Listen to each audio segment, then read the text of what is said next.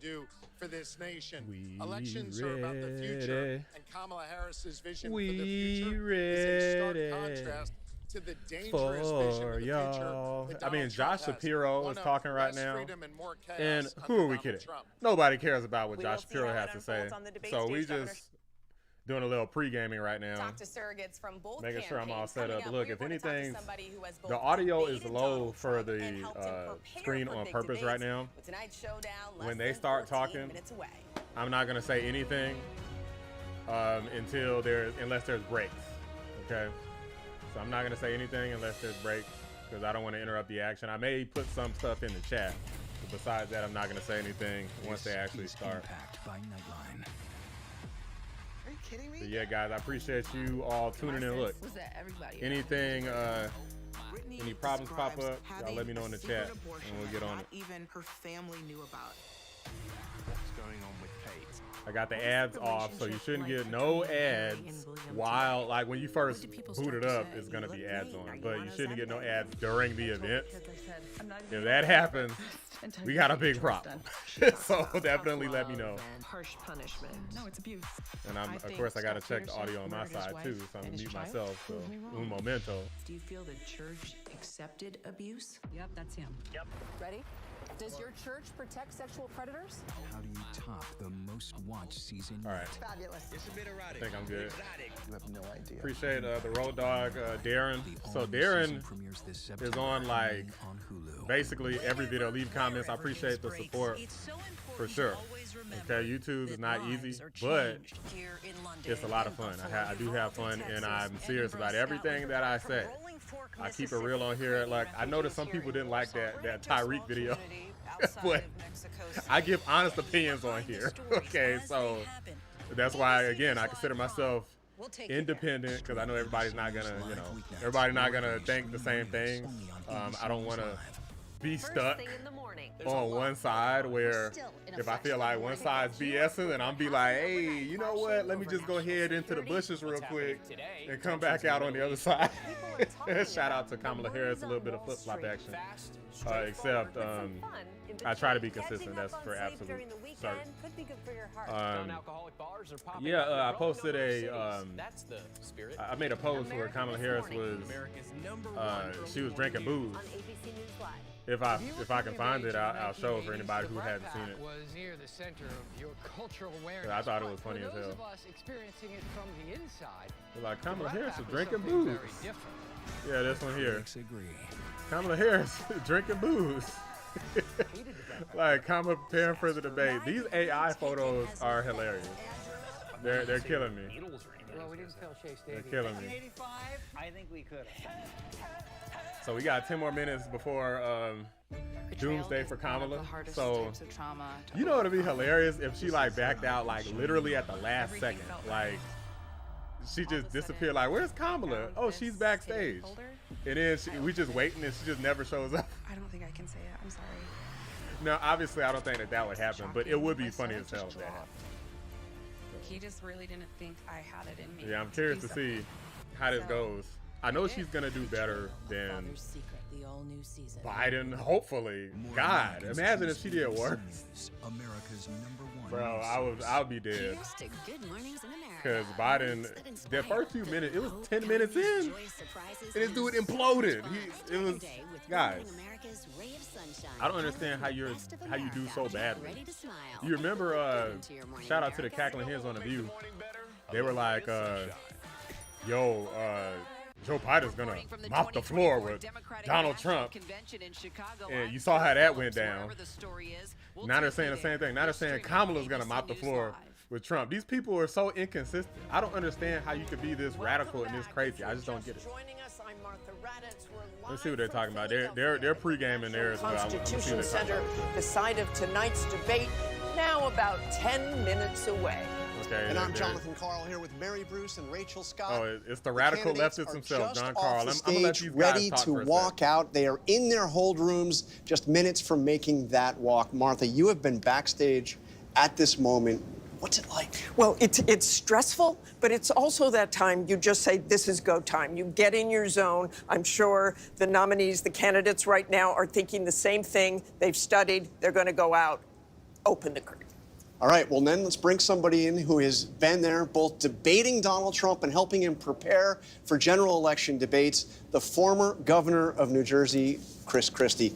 So Chris, you've helped prepare Trump for this moment several times. He says he doesn't prepare, but he actually does. What the hell is Chris Christie doing bring here? Us into that room right now. What's going on with Donald Trump? Should be eating somewhere right now. He skipped dinner? Well, look, at this point, he's in the worst hour of his prep, because you just have to sit there and wait for the time to come. And they make you get there early. And so he is there. He's not really being spoken to. You know, a little small talk here and there, but nobody's trying to give him any kind of clues. So let me ask you the question. Let me ask you the question I tried to ask Tom Cotton. He didn't exactly give me an answer, but you will. Which Trump is going to show up tonight? You know what I mean by that. Which Trump? I think at the beginning of the debate, the Trump who will show up will be the calmer Donald Trump. He knows inherently after the 2020 first debate against Joe Biden that the other Donald Trump is not the one that's a winning formula. The question's going to be, will he be able to continue to maintain that approach through questioning by David and Lindsey and through any comments that Vice President Harris makes in his direction? And that'll be the key to how he performs tonight. And you and I were talking, you helped prepare him for those 2016 debates against Hillary Clinton. He told you that he had respect for Hillary Clinton, that Hillary Clinton was smart as you were preparing. What about Kamala Harris? We hear not the same. Nope, she's dumb. Well, certainly he's not saying that publicly in any way. And I can tell you that in 2016, he would regularly say during the many debate prep sessions that we had with him that Hillary Clinton was smart, that she was a good debater, that she was not to be taken lightly. And I don't think there was ever a moment in 2016 where he took her lightly. I do think he took Joe Biden lightly in 2020.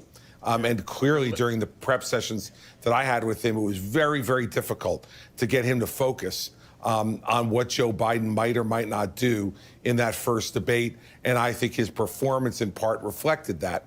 So the question's going to be, is what he's saying publicly what he really believes? We know that often with Donald Trump, that's performance. But I will tell you that in his 2016 prep, he was serious about getting ready for Hillary Clinton. In his 2020 debate prep, he was completely unserious about getting ready for Joe Biden. I think performances in both those debates reflected that approach. Okay, all right. Hold on. Who here thought that Donald Trump struggled against Joe Biden? Like, seriously, who thought that Trump wasn't doing good? That makes no sense. RNC, welcome to both of you. And Donald, let's start with you. You have said that Kamala Harris has to own the future. Every dollar that we spent spent. To own the past. So how does she do this? Look at Joe Biden. It's quite easy. You know, they have because a debate. I do believe that in talking about to the be future, there. you draw from your past. You draw from your past experiences. She draws from how she was raised. Oh, the this values is that was instilled in her as a young lady. This is, look, she is steady on her feet, still in her y'all know resolve, who this is, right? And tonight she should talk to the American people. The Sit in their living rooms. Hillary Clinton go the to their kitchen table debate. and say, look, I have some ideas that I want to share with you. There's so much that we have done together over the last 4 years. But here's what I think we can do together over the next 4 years. Be positive in her approach and really remind the American people that we don't want to go back to the chaos and the confusion, the disaster that made, of course, the American people go out in droves in 2020 to fire the former president. Say, I want to be a president that lead all Americans. I want to keep us strong and secure. And here's the plan that I want to share with you tonight. And Donna, why is this lady not, like, why would anybody hire her again after giving somebody the debate questions at another night? Why are you hired again? Like, somebody explain it. You know, Martha, they made mistakes. Donald Trump and Mr. Pence made mistakes. But you know what? If we focus on our mistakes, we won't focus on all of the good things that we could do together as Americans. I do believe there's something to say about people who are now able to work. The people who can buy their insulin without paying over $1,000, $35. There's so much good that she can talk about from the visits Y'all know that was small towns. Y'all know that was Trump. I mean, it's not the debate, so look, I'm going to talk over some of this part.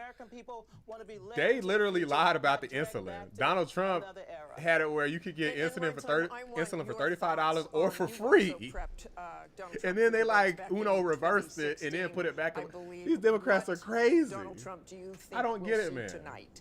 Can he be disciplined about talking about policies? The guy's, this is what it needed to play instead of what they're talking about. And how about play Ada this. Hutchinson? You have Ada, not Asa. Ada. Like Chris Christie. He's at 1.5.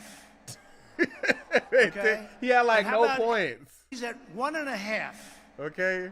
I was trying to get the part where he said. And how about Ada Hutchinson? It's in there somewhere. Ada, it's in the clip somewhere where he Ada. calls him a fat pig. No, you had. We got 3 and I minutes, heard he so got booed up. I'm not super serious about listening to their louder pregame, boos, guys. Christie So or Ada sorry if you Hutchinson? want to hear the pregame. No, I heard of they course, virtually the booed full him off debate the will be stage. played Because without you know, interruption. what's it all about? He's just doing it because I didn't give him a job. But I'm just kind of. He is not a fat pig. Okay. Here we go. He is not a fat pig. Chris Christie. No, it's true. And you can't use the term fat. You're allowed to use the word pig, but not fat. You basically got. No, like the a man minute. just said he's a fat pig, and I said, 9. no, he's not a fat pig. Their So now the debate press countdown can't kill says me 2 because all I'm minutes. doing is responding. Is my stream behind or something? Because it says it's 9 o'clock, but it says 2 minutes on the screen. Let me just keep this up because I don't want to miss. I don't want people people unsubscribe from my damn channel. People unsubscribe from my channel be like, man, you missed the first 30 seconds of the debate, you son of a bitch. Just like he did in the first debate against Joe Biden, I think the formula here is to constantly tie Kamala Harris to the Biden administration, which is where Trump is winning against her on the economy, inflation, and all these other problems that we're having. And then sit back that and Trump's let her give. talk. Let her explain herself, her past People positions, are saying he current should be positions. nice. How does she feel Why the hell about should he how be nice? Biden Kamala has Harris done in the lies her economy? How ass does off. she feel about the border? How many project? Let me turn this fool down. How many Project 2025 lies can you guys take? How many times you gonna hear Project 2025? And then this, I get tired. I don't even want to see this dude's face. How many times you guys gonna hear Project 2025? I go on Facebook, Instagram, Twitter, and I see a bunch of people parroting Project 2025, and I'm like, how the hell do people get deceived this badly? I don't get it. It pisses me off so bad. I'm like, guys, Project 2025 is not Trump's thing. It's not his thing. But people keep talking about it still. Imagine somebody else writes a book and then it's a bad book and they just tie your name to it. It's the stupidest thing I've ever seen.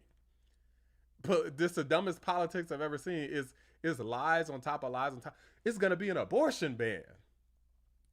What the hell? Donald Trump, I can't find any footage of Donald Trump ever saying he was going to do an abortion ban. Ever. But they keep saying the same things and dumbasses keep believing it. So as long as they believe it, I'm going to keep making videos. So look, the only way, if you guys are curious, am I ever going to stop making videos? Yes.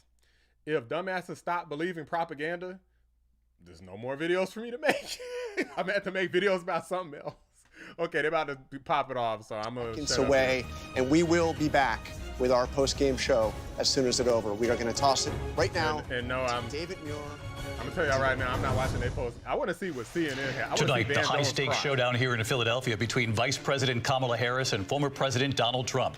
Their first face-to-face meeting in this presidential election, their first face-to-face meeting ever. A historic race for president upended just weeks ago. President Biden withdrawing after his last debate. Donald Trump now up against a new opponent. The candidates separated by the smallest of margins, essentially tied in the polls nationally and in the key battlegrounds, including right here in Pennsylvania, all still very much in play.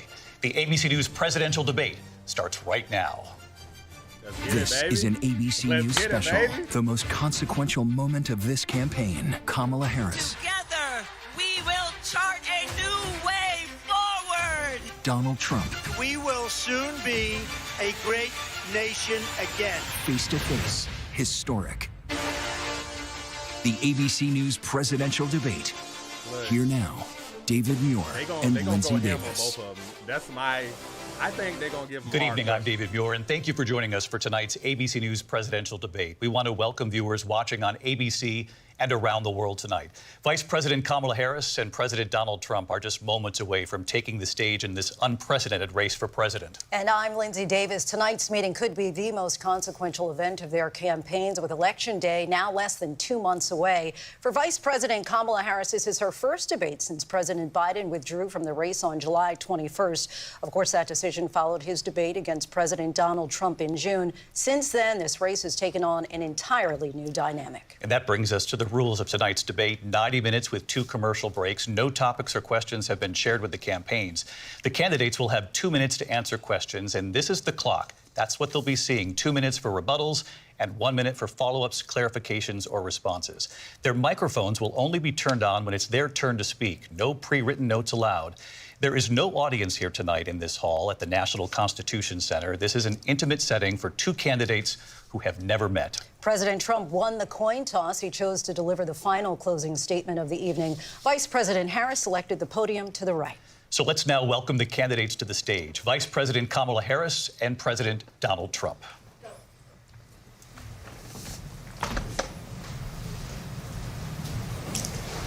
In this country. Vice President Harris, you and President Trump were elected 4 years ago, and your opponent on the stage here tonight often asks his supporters, are you better off than you were 4 years ago? When it comes to the economy, do you believe Americans are better off than they were 4 years ago? So I was raised as a middle-class kid, and I am actually the only person on this stage who has a plan that is about lifting up the middle class and working people of America. I believe in the ambition, the aspirations, the dreams of the American people. And that is why I imagine and have actually a plan to build what I call an opportunity economy. Because here's the thing. We know that we have a shortage of homes and housing, and the cost of housing is too expensive for far too many people. We know that young families need support to raise their children, and I intend on extending a tax cut for those families of $6,000, which is the largest child tax credit that we have given in a long time, so that those young families can afford to buy a crib, buy a car seat, buy clothes for their children. My passion, one of them, is small businesses. My mother raised my sister and me, but there was a woman who helped raise us. We call her our second mother. She was a small business owner. I love our small businesses.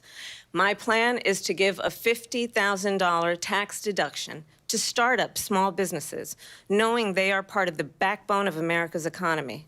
My opponent, on the other hand, his plan is to do what he has done before, which is to provide a tax cut for billionaires and big corporations, which will result in $5 trillion to America's deficit. My opponent has a plan that I call the Trump's sales tax, which would be a 20% tax on everyday goods that you rely on to get through the month.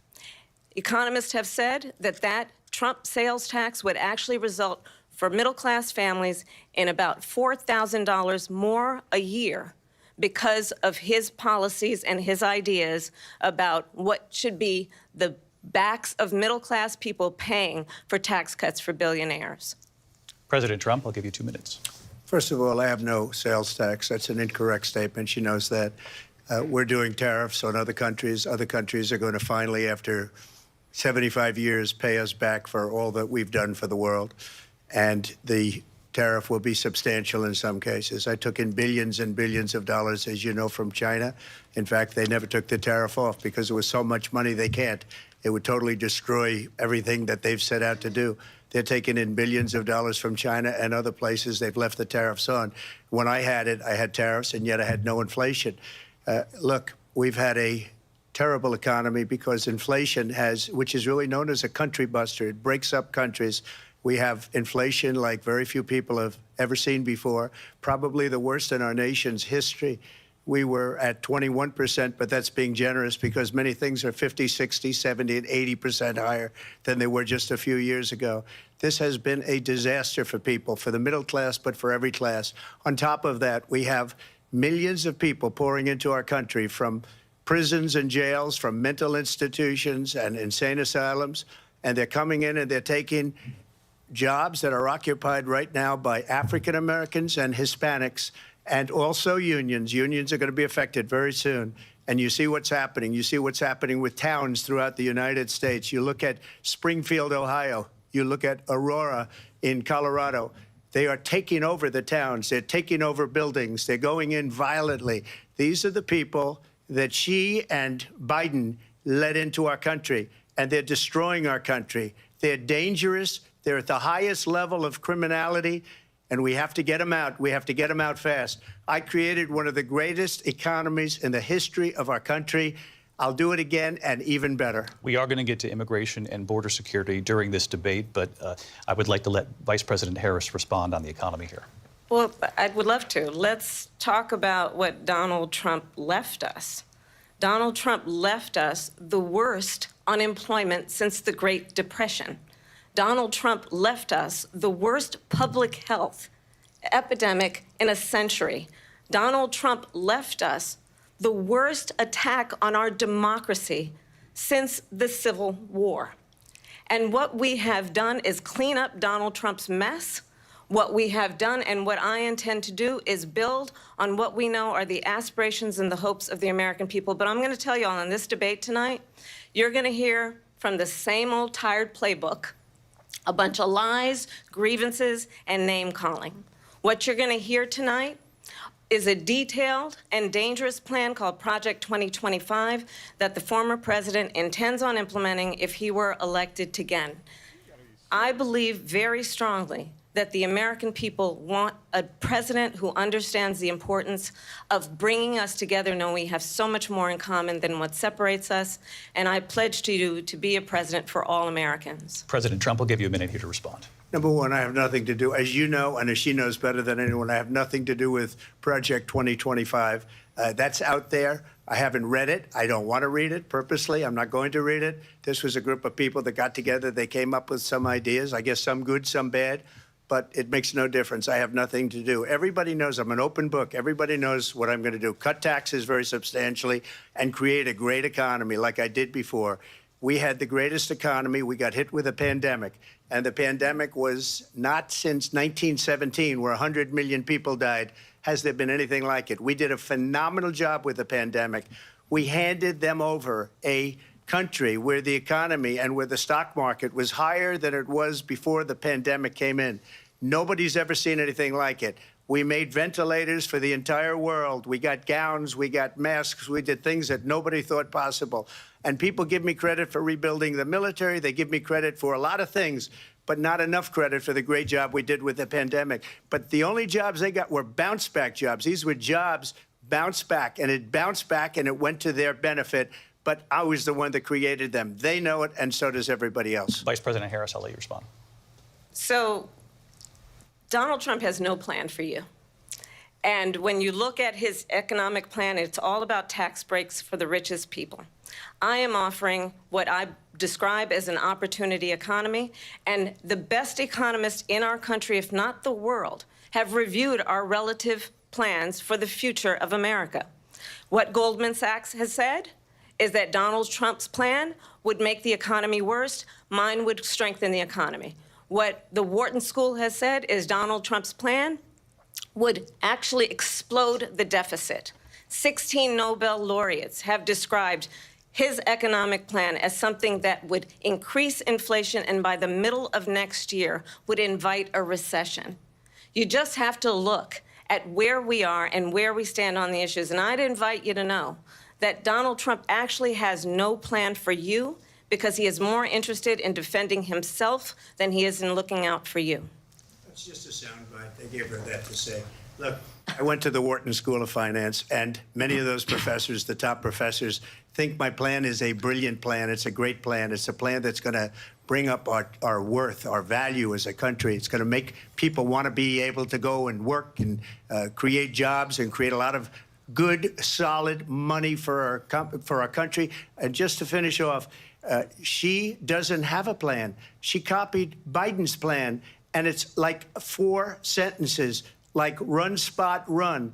4 sentences that are just, oh, we'll try and lower taxes. She doesn't have a plan. Take a look at her plan. She doesn't have a plan. Mr. President, I do want to drill down on something you both brought up. The Vice President brought up your tariffs. You responded, and let's drill down on this, because your plan is what she calls is essentially a national sales tax. Your proposal calls for tariffs, as you pointed out here, on foreign imports across the board. You recently said that you might double your plan, imposing tariffs up to 20% on goods coming into this country. As you know, many economists say that with tariffs at that level, costs are then passed on to the consumer. Vice President Harris has argued it'll mean higher prices on gas, food, clothing, medication, arguing it costs the typical family nearly $4,000 a year. Do you believe Americans can afford higher prices because of tariffs? They're not going to have higher prices. What's going to have and who's going to have higher prices is China and all of the countries that have been ripping us off for years. I was the only president ever. China was paying us hundreds of billions of dollars, and so were other countries. And, you know, if she doesn't like them, they should have gone out and they should have immediately cut the tariffs. But those tariffs are there 3.5 years now under their administration. We are going to take in billions of dollars, hundreds of billions of dollars. I had no inflation, virtually no inflation. They had the highest inflation perhaps in the history of our country, because I've never seen a worse period of time. People can't go out and buy cereal or bacon or eggs or anything else. The people of our country are absolutely dying with what they've done. They've destroyed the economy. And all you have to do is look at a poll. The polls say 80 and 85 and even 90% that the Trump economy was great, that their economy was terrible. Vice President Harris, I do want to ask for your response, and you heard what the president said there, because the Biden administration did keep a number of the Trump tariffs in place. So how do you respond? Well, let's be clear that the Trump administration resulted in a trade deficit, one of the highest we've ever seen in the history of America. He invited trade wars. You want to talk about his deal with China? What he ended up doing is, under Donald Trump's presidency, he ended up selling American chips to China to help them improve and modernize their military, basically sold us out, when a policy about China should be in making sure the United States of America wins the competition for the 21st century, which means focusing on the details of what that requires, focusing on relationships with our allies, focusing on investing in American-based technology so that we win the race on AI, on quantum computing, focusing on what we need to do to support America's workforce so that we don't end up having on the short end of the stick in terms of workers' rights. But what Donald Trump did, let's talk about this, with COVID, is he actually thanked President Xi for what he did during COVID. Look at his tweet. Thank you, President Xi, exclamation point, when we know that Xi was responsible for lacking and not giving us transparency about the origins of COVID. President Trump, I'll let you respond. First of all, they bought their chips from Taiwan. We hardly make chips anymore because of philosophies like they have and policies like they have. I don't say her because she has no policy. Everything that she believed 3 years ago and 4 years ago is out the window. She's going to my philosophy now. In fact, I was going to send her a MAGA hat.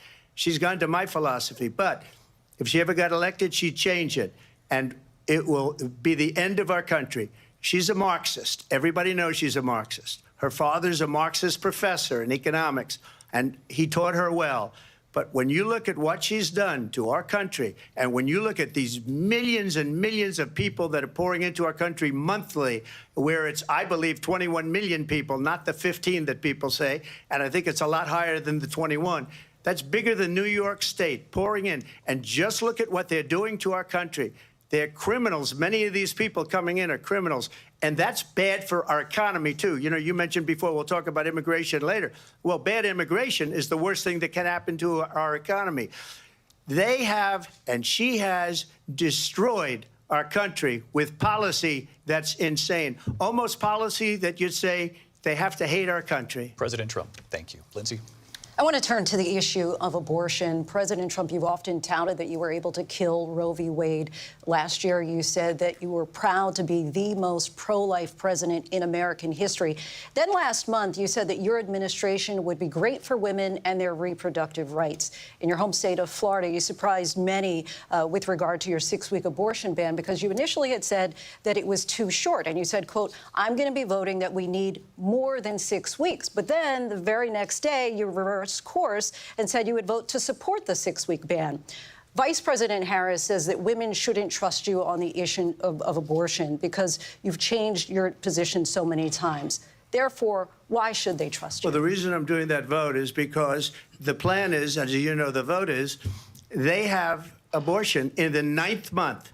They even have, and you can look at the governor of West Virginia, the previous governor of West Virginia, not the current governor, who's doing an excellent job, but the governor before, he said the baby will be born and we will decide what to do with the baby. In other words, we'll execute the baby. And that's why I did that, because that predominates, because they're radical. The Democrats are radical in that. And her vice presidential pick, which I think was a horrible pick, by the way, for our country, because he is really out of it. But her vice presidential pick says abortion in the 9th month is absolutely fine. He also says execution after birth. It's execution, no longer abortion, because the baby is born, is okay. And that's not okay with me, hence the vote. But what I did is something for 52 years. They've been trying to get Roe v. Wade into the states.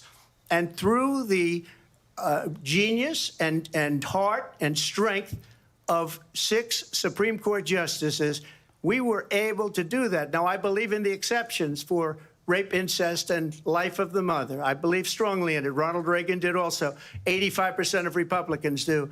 Exceptions. Very important. But we were able to get it, and now states are voting on it. And for the first time, you're going to see, look, this is an issue that's torn our country apart for 52 years.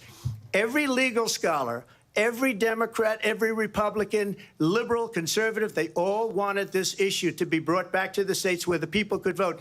And that's what happened. Now, Ohio, the vote was somewhat liberal. Kansas, the vote was somewhat liberal, much more liberal than people would have thought. But each individual state is voting. It's the vote of the people now. It's not tied up in the federal government. I did a great service in doing it. It took courage to do it. And the Supreme Court had great courage in doing it. And I give tremendous credit to those 6 justices. There is no state in this country where it is legal to kill a baby after it's born. Madam Vice President, I want to get your response to President Trump. Well, as I said, you're going to hear a bunch of lies, and that's not actually a surprising fact. Let's understand how we got here. Donald Trump hand-selected 3 members of the United States Supreme Court with the intention that they would undo the protections of Roe v. Wade. And they did exactly as he intended. And now in over 20 states, there are Trump abortion bans, which make it criminal for a doctor or nurse to provide health care. In one state, it provides prison for life. Trump abortion bans that make no exception even for rape and incest, which understand what that means. A survivor of a crime of violation to their body does not have the right to make a decision about what happens to their body next. That is immoral. And one does not have to abandon their faith or deeply held beliefs to agree. The government, and Donald Trump certainly, should not be telling a woman what to do with her body. I have talked with women around our country. You want to talk about this is what people wanted? Pregnant women who want to carry a pregnancy to term, suffering from a miscarriage, being denied care in an emergency room because the healthcare providers are afraid they might go to jail, and she's bleeding out in a car in the parking lot. She didn't want that. Her husband didn't want that. A 12 or 13-year-old survivor of incest being forced to carry a pregnancy to term. They don't want that. And I pledge to you, when Congress passes a bill to put back in place the protections of Roe v. Wade, as President of the United States, I will proudly sign it into law. But understand, if Donald Trump were to be reelected, he will sign a national abortion ban. Understand, in his Project 2025, there would be a national abortion, a monitor that would be monitoring your pregnancies, your miscarriages. I think the American people believe that certain freedoms, in particular the freedom to make decisions about one's own body, should not be made by the government. Thank you, Vice President Harris. Well, there she goes again. It's a lie. I'm not signing a ban, and there's no reason to sign a ban, because we've gotten what everybody wanted. Democrats, Republicans, and everybody else and every legal scholar wanted it to be brought back into the states, and the states are voting. And it may take a little time, but for 52 years, this issue has torn our country apart, and they've wanted it back in the states. And I did something that nobody thought was possible. The states are now voting.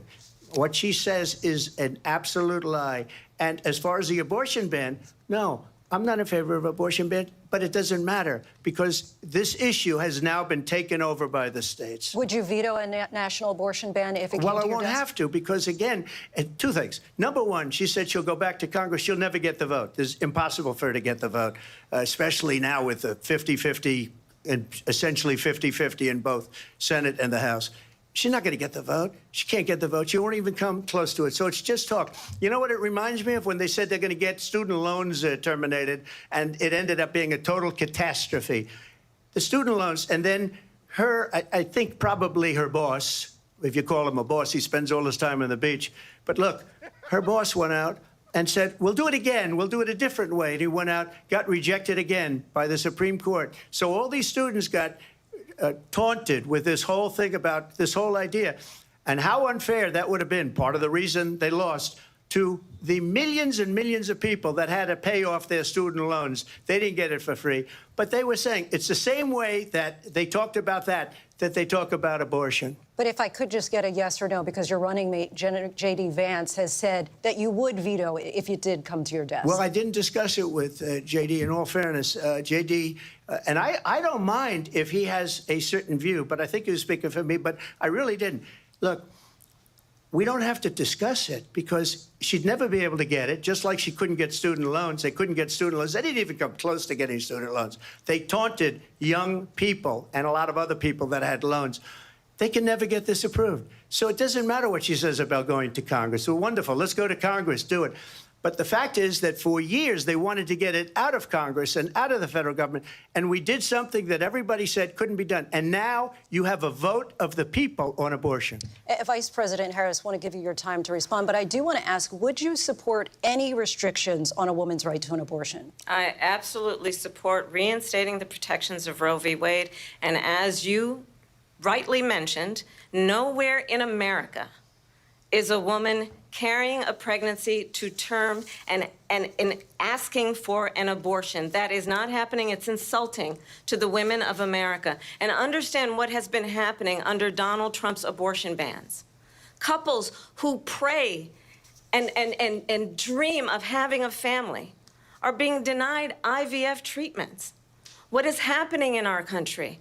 Working people, working women who are working 1 or 2 jobs, who can barely afford childcare as it is, have to travel to another state to get on a plane sitting next to strangers to go and get the health care she needs.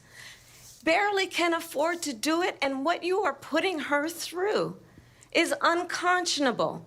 And the people of America have not, the majority of Americans believe in a woman's right to make decisions about her own body, and that is why in every state where this issue has been on the ballot, in red and blue states both, the people of America have voted for freedom. Vice President Harris, excuse me, I have to respond. Another lie. It's another lie. I have been a leader on IVF, which is fertilization. The IVF, I have been a leader. In fact, when they got a very negative decision on IVF from the Alabama courts, I saw the people of Alabama and the legislature 2 days later voted it in. I've been a leader on it. They know that, and everybody else knows it. I have been a leader on fertilization, IVF. And the other thing, you should ask, will she allow abortion in the 8th month, 9th month, 7th month? Come on. Okay, would you do that? Why don't you ask her that question? Why don't you answer the question? Would you because veto? Under Roe v. Wade, answer the question, would you veto? You could do abortions in the 7th month, the 8th month, the 9th month, not true. and probably after birth. Just look at the governor, former governor of Virginia. The governor of Virginia said, we put the baby aside, and then we determine what we want to do with the baby. President Trump, thank you. We're going to turn now to immigration and border security. We know it's an issue that's important to Republicans, Democrats, voters across the board in this country. Vice President Harris, you were tasked by President Biden with getting to the root causes of migration from Central America. We know that illegal border crossings reached a record high in the Biden administration. This past June, President Biden imposed tough new asylum restrictions. We know the numbers since then have dropped significantly. But my question to you tonight is, why did the administration wait until 6 months before the election to act? And would you have done anything differently from President Biden on this? So I'm the only person on this stage who has prosecuted transnational criminal organizations for the trafficking of guns, drugs, and human beings. And let me say that the United States Congress, including some of the most conservative members of the United States Senate, came up with a border security bill which I supported. And that bill would have put 1,500 more border agents on the border to help those folks who are working there right now overtime, trying to do their job. It would have allowed us to stem the flow of fentanyl coming into the United States. I know there are so many families watching tonight who have been personally affected by the surge of fentanyl in our country. That bill would have put more resources to allow us to prosecute transnational criminal organizations for trafficking in guns, drugs, and human beings. But you know what happened to that bill? Donald Trump got on the phone, called up some folks in Congress, and said, kill the bill. And you know why? Because he'd prefer to run on a problem instead of fixing a problem. And understand, this comes at a time where the people of our country actually need a leader who engages in solutions, who actually addresses the problems at hand. But what we have in the former president is someone... And ABC News did reach out to the city manager there. He told us there have been no credible reports of specific claims of pets being harmed, injured, or abused by individuals within the immigrant community. Well, I've seen people on television. Let me just say here, this is the people on television say my dog was taken and used for food. So maybe he said that, and maybe that's a good thing to say for a city manager. I'm not taking this from television. But the people are on television saying their dog was eaten by the people that went there. Again, the Springfield city manager says there's no evidence of that. Vice President Harris, I'll let you respond to the rest of what you've heard. You talk about extreme. You know, this is, I think, one of the reasons why in this election I actually have the endorsement of 200 Republicans who have formally worked with President Bush, Mitt Romney, and John McCain, including the endorsement of former Vice President Dick Cheney and Congress member Liz Cheney. And if you want to really know the inside track on who the former president is, if he didn't make it clear already, just ask people who have worked with him. His former chief of staff, a 4-star general, has said he has contempt for the Constitution of the United States. His former national security advisor has said he is dangerous and unfit. His former Secretary of Defense has said the nation, the Republic, would never survive another Trump term. And when we listen to this kind of rhetoric, when the issues that affect the American people are not being addressed, I think the choice is clear in this election. President Trump, I'll give you a quick minute to respond here. Thank you, because when I hear that, see, I'm a different kind of a person. I fired most of those people. Not so graciously. They did bad things or a bad job. I fired them. They never fired one person. They didn't fire anybody having to do with Afghanistan and the Taliban and the 13 people whose were just killed, viciously and violently killed. And I got to know the parents and the family. They didn't fire. They should have fired all those generals, all those top people, because that was one of the most incompetently handled situations anybody has ever seen. So when somebody does a bad job, I fire him. And you take a guy like Esper. He was no good. I fired him. So he writes a book. Another one writes a book. Because with me, they can write books. With nobody else can they. But they have done such a poor job, and they never fire anybody. Look at the economy. Look at the inflation. They didn't fire any of their economists. They have the same people. That's a good way not to have books written about you. But just to finish, I got more votes than any Republican in history by far. In fact, I got more votes than any president, sitting president, in history by far. Let me continue on immigration. It was what you wanted to talk about earlier, so let's get back to your deportation proposal that the vice president has reacted to as well. President Trump, you call this the largest domestic deportation operation in the history of our country. You say you would use the National Guard. You say if things get out of control, you'd have no problem using the U.S. military. Police, yes. You also said you would use local police. How would you deport 11 million undocumented immigrants? I know you believe that number is much higher. Take us through this. What does this look like? Will authorities be going door to door in this country? Yeah, it is much higher because of them. They allowed criminals, many millions of criminals. They allowed terrorists. They allowed common street criminals. They allowed people to come in, drug dealers, to come into our country. And they're now in the United States and told by their countries like Venezuela, don't ever come back or we're going to kill you. Do you know that crime in Venezuela and crime in countries all over the world is way down? You know why? Because they've taken their criminals off the street and they've given them to her to put into our country. And this will be one of the greatest mistakes in history for them to allow. And I think they probably did it because they think they're going to get votes, but it's not worth it because they're destroying the fabric of our country by what they've done. There's never been anything done like this at all. They've destroyed the fabric of our country. Millions of people let in, and all over the world, crime is down all over the world except here. Crime here is up and through the roof. Despite their fraudulent statements that they made, crime in this country is through the roof. And we have a new form of crime. It's called migrant crime. And it's happening at levels that nobody thought possible. President Trump, as you know, the FBI says overall violent crime is actually coming down in this country. But Vice President Harris, the FBI they were defrauding statements. They didn't include the worst cities. They didn't include the cities with the worst crime. It was a fraud, just like their number of 818,000 jobs that they said they created turned out to be a fraud. President Trump, thank you. I'll let you respond, Vice President Harris. Well, I think this is so rich coming from someone who has been prosecuted for national security crimes, economic crimes, election interference, has been found liable for sexual assault, and his next big court appearance is in November at his own criminal sentencing. And let's be clear, where each person stands on the issue of what is important about respect for the rule of law and respect for law enforcement. The former vice president called for defunding federal law enforcement, 45,000 agents, get this, on the day after he was arraigned on 34 felony counts. So let's talk about what is important in this race. It is important that we move forward, that we turn the page on this same old tired rhetoric and address the needs of the American people, address what we need to do about the housing shortage, which I have a plan for, address what we must do to support our small businesses, address bringing down the price of groceries. But frankly, the American people are exhausted with this same old tired playbook. Vice President Harris, thank you. Excuse me. Every one of those cases was started by them against their political opponent. And I'm winning most of them, and I will win the rest on appeal. And you saw that with the decision that came down just recently from the Supreme Court.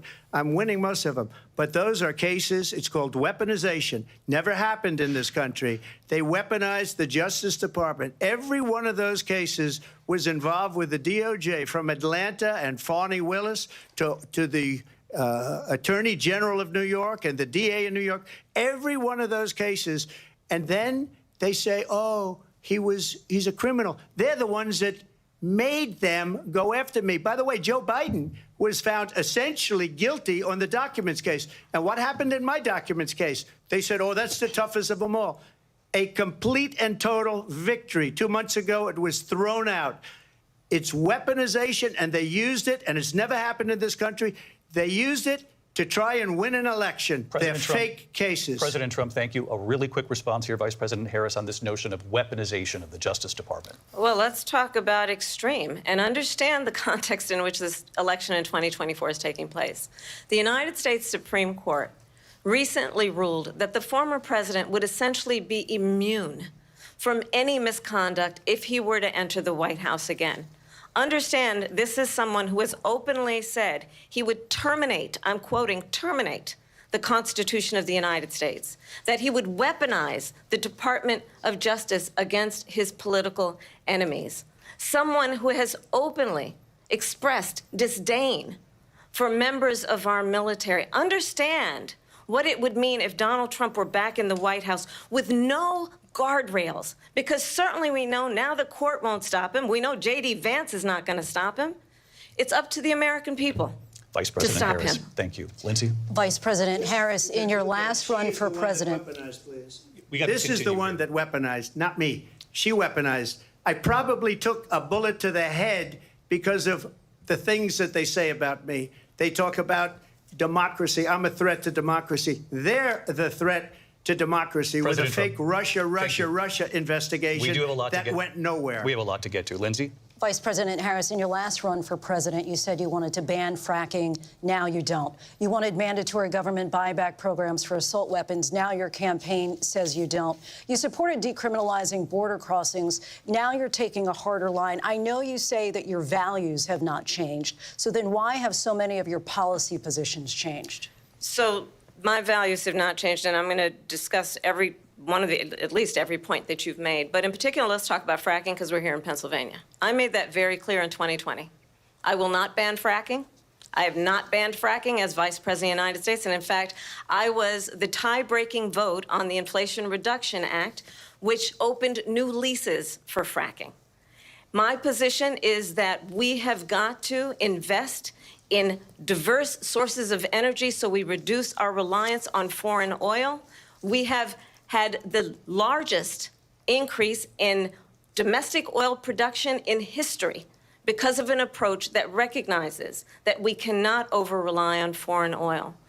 As it relates to my values, let me tell you, I grew up a middle-class kid raised by a hardworking mother who worked and saved and was able to buy our first home when I was a teenager. The values I bring to the importance of home ownership, knowing not everybody got handed $400 million on a silver platter and then filed bankruptcy 6 times, is a value that I bring to my work to say we are going to work with the private sector and home builders to increase 3 million homes, increase by 3 million homes by the end of my first term. My work that is related to having a friend when I was in high school who was sexually assaulted by her stepfather. And my focus then on protecting women and children from violent crime is based on a value that is deeply grounded in the importance of standing up for those who are most vulnerable. My work that is about protecting Social Security and Medicare is based on long-standing work that I have done, protecting seniors from scams. My values have not changed. And what is important is that there is a president who actually brings values and a perspective that is about lifting people up and not beating people down and name-calling. The true measure of the leader is the leader who actually understands the strength is not in beating people down, it's in lifting people up. I intend to be that president. President Trump, your response? First of all, I wasn't given $400 million. I wish I was. My father was a Brooklyn builder, Brooklyn, Queens, and a great father, and I learned a lot from him. But I was given a fraction of that, a tiny fraction, and I built it into many, many billions of dollars, many, many billions.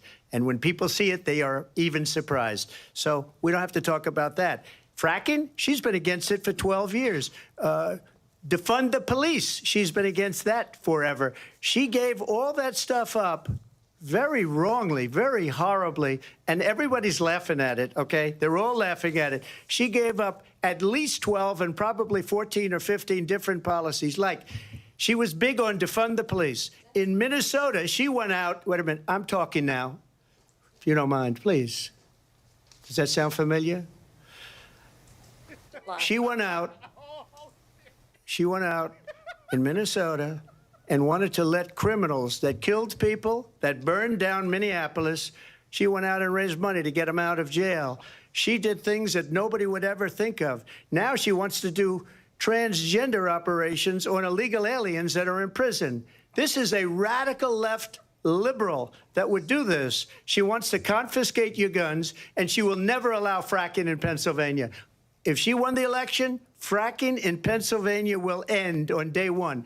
Just to finish, one thing so important in my opinion. So I got the oil business going like nobody has ever done before. When they took over, they got rid of it, started getting rid of it, and the prices were going up the roof. They immediately let these guys go to where they were. I would have been 5 times, 4 times, 5 times higher, because you're talking about 3.5 years ago. They got it up to where I was because they had no choice, because the prices of energy were quadrupling and doubling. You saw what happened to gasoline. So they said, let's go back to Trump. But if she won the election, the day after that election, they'll go back to destroying our country, and oil will be dead, fossil fuel will be dead, we'll go back to windmills, and we'll go back to solar, where they need a whole desert to get some energy to come out of it. You ever see a solar plant? By the way, I'm a big fan of solar, but they take 400, 500 acres of desert President soil. Trump, we have a These lot are of not good issues things that we for the have to get environment to. that We're she out of time. understands. Thank you. Lindsay, thank you. We have an election in just 56 days.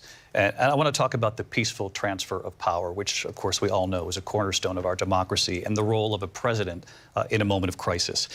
Mr. President, on January 6th, you told your supporters to march to the Capitol. You said you would be right there with them. The country and the world saw what played out at the Capitol that day, the officers coming under attack. Aides in the West Wing say you watched it unfold on television off the Oval Office. You did send out tweets, but it was more than 2 hours before you sent out that video message telling your supporters to go home. Is there anything you regret about what you did on that day? You just said a thing that isn't covered. Peacefully and patriotically, I said during my speech, not later on. Peacefully and patriotically.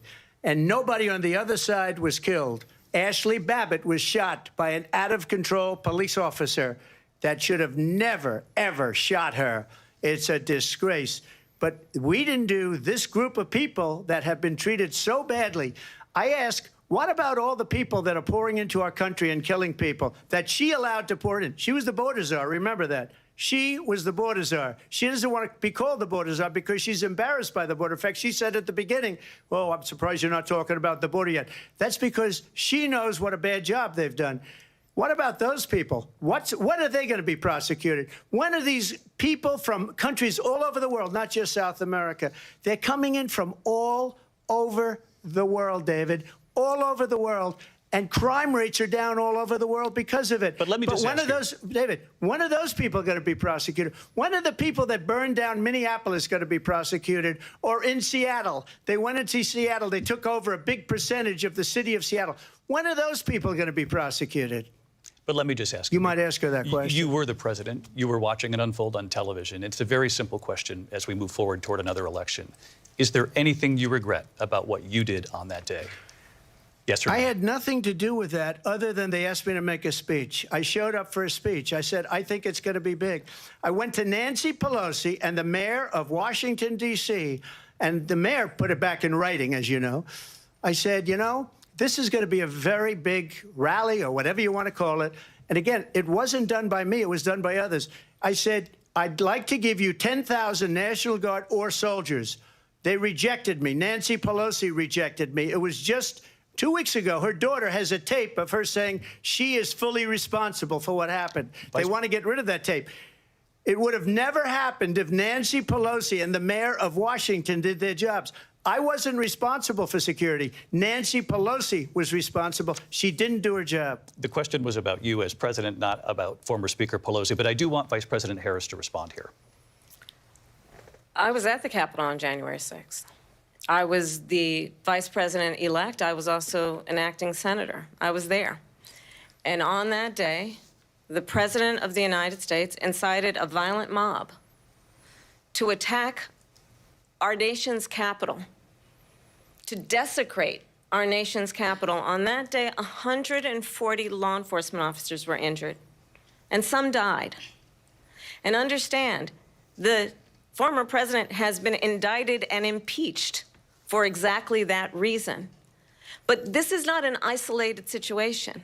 Let's remember Charlottesville, where there was a mob of people carrying tiki torches, spewing anti-Semitic hate. And what did the president then at the time say? There were fine people on each side. Let's remember that when it came to the Proud Boys, a militia, the president said, the former president said, stand back and stand by. So for everyone watching who remembers what January 6th was, I say we don't have to go back. Let's not go back. We're not going back. It's time to turn the page. And if that was a bridge too far for you, well, there is a place in our campaign for you to stand for country, to stand for our democracy, to stand for rule of law, and to end the chaos, and to end the approach that is about attacking the foundations of our democracy because you don't like the outcome. And be clear on that point. Donald Trump, the candidate, has said in this election there will be a bloodbath if this and the outcome of this election is not to his liking. Let's turn the page on this. Let's not go back. Let's chart a course for the future and not go backwards to the past. Let me just follow up here. It was a different term, and it was a term that related to energy because they have destroyed our energy business. That was where bloodbath was. Also, on Charlottesville, that story has been, as you would say, debunked. Laura Ingraham, Sean Hannity, Jesse, all of these people, they covered it. If they go an extra sentence, they will see it was perfect. It was debunked in almost every newspaper, but they still bring it up, just like they bring 2025 up. They bring all of this stuff up. I ask you this. You talk about the Capitol. Why are we allowing these millions of people to come through on the southern border? How come she's not doing anything? And I'll tell you what I would do, and I would be very proud to do it. I would say we would both leave this debate right now. I'd like to see her go down to Washington, D.C. during this debate because we're wasting a lot of time. Go down to, because she's been so bad, it's so ridiculous.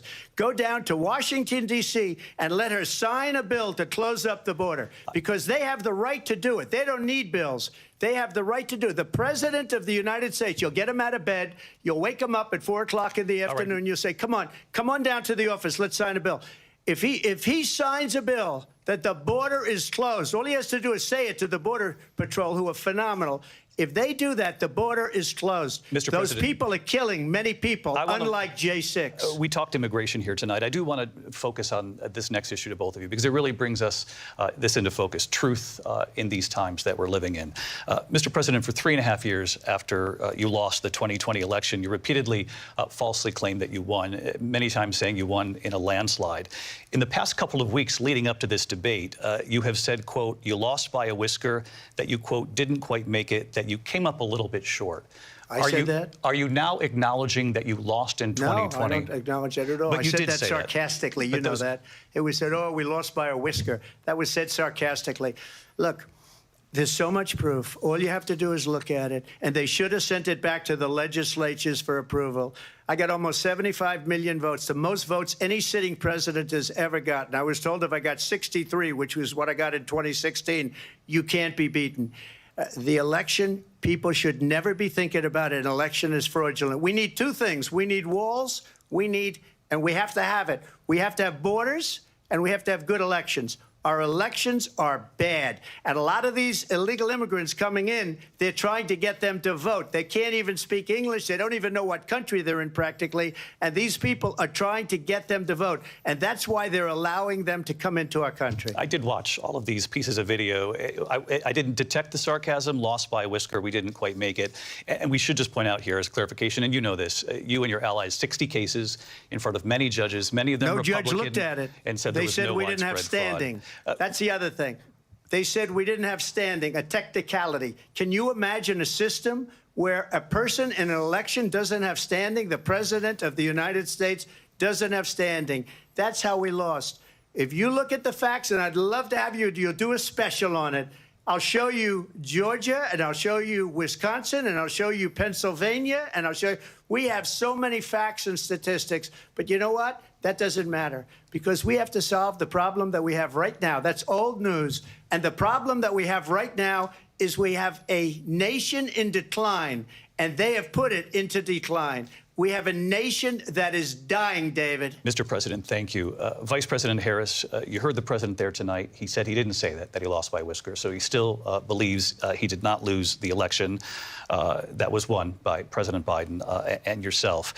But I do want to ask you about something that's come up in the last couple of days. This was a post from President Trump about this upcoming election just weeks away. He said, when I win, those people who cheated, and then he lists donors, voters, election officials, he says will be prosecuted to the fullest extent of the law, which will include long-term prison sentences.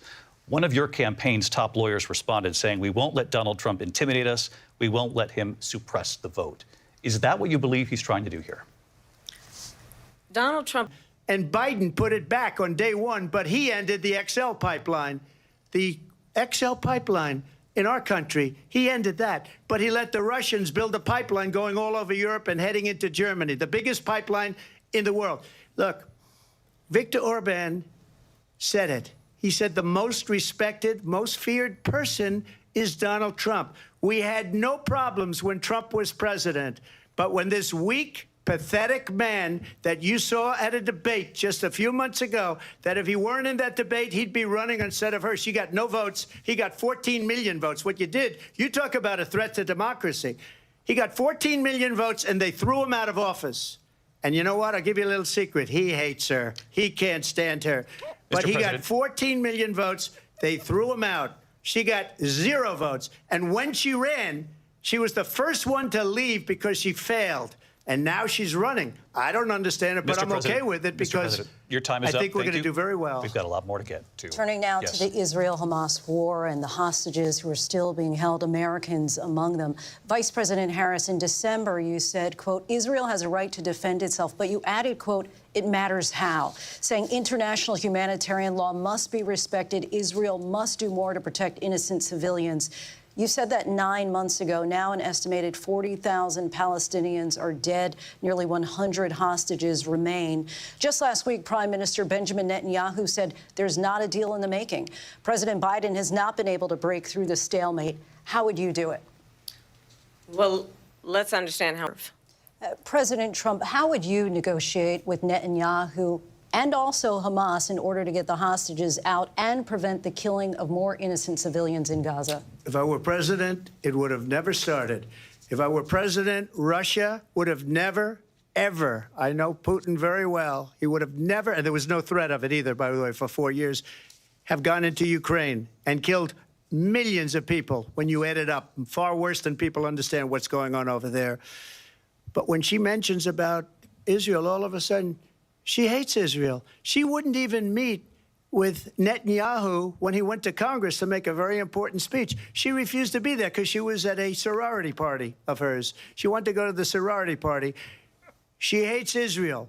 If she's president, I believe that Israel will not exist within 2 years from now. And I've been pretty good at predictions, and I hope I'm wrong about that one. She hates Israel. At the same time, in her own way, she hates the Arab population, because the whole place is going to get blown up. Arabs, Jewish people, Israel. Israel will be gone. It would have never happened. Iran was broke under Donald Trump. Now Iran has $300 billion because they took off all the sanctions that I had. Iran had no money for Hamas or Hezbollah or any of the 28 different spheres of terror. And they are spheres of terror, horrible terror.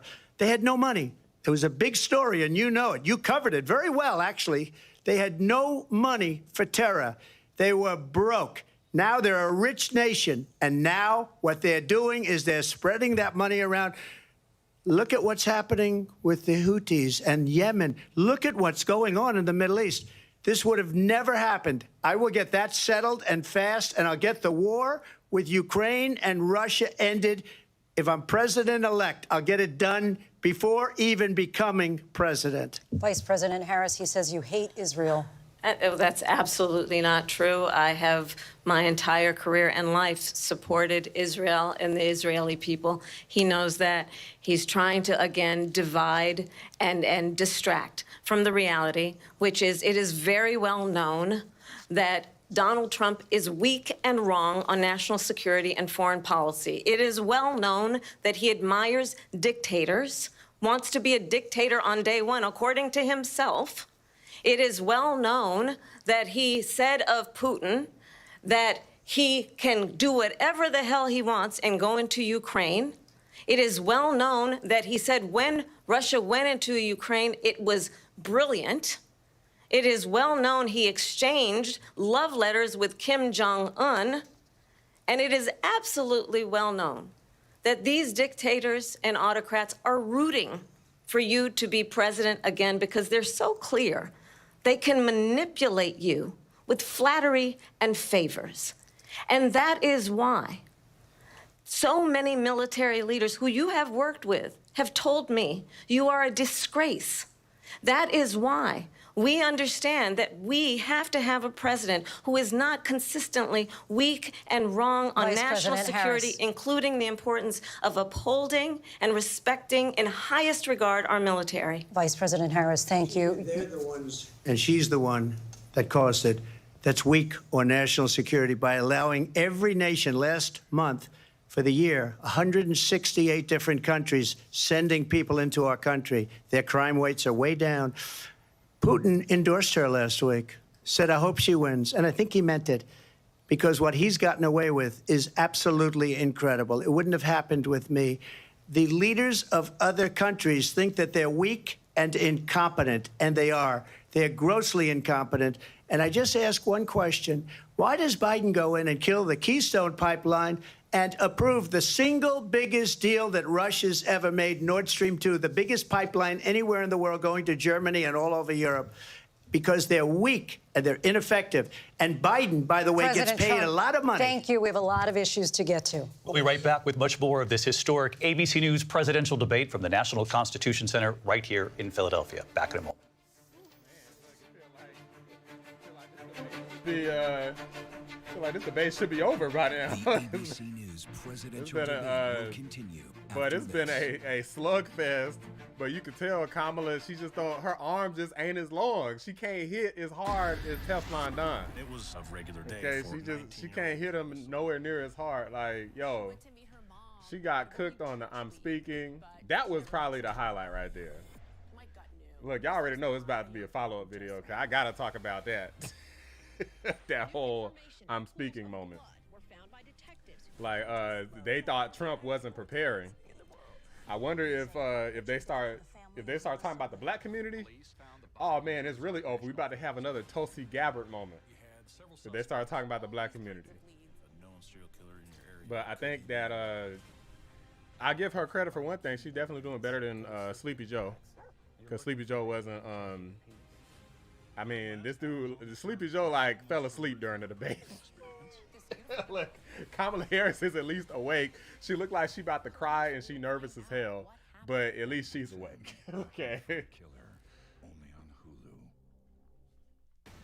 Hulu. A drastic increase in Haitian illegals, not surprising. I mean, guys, I'm in Atlanta, and there's a bunch of illegal immigrants here, not really Haitian. It's mainly people that look like they're from Mexico.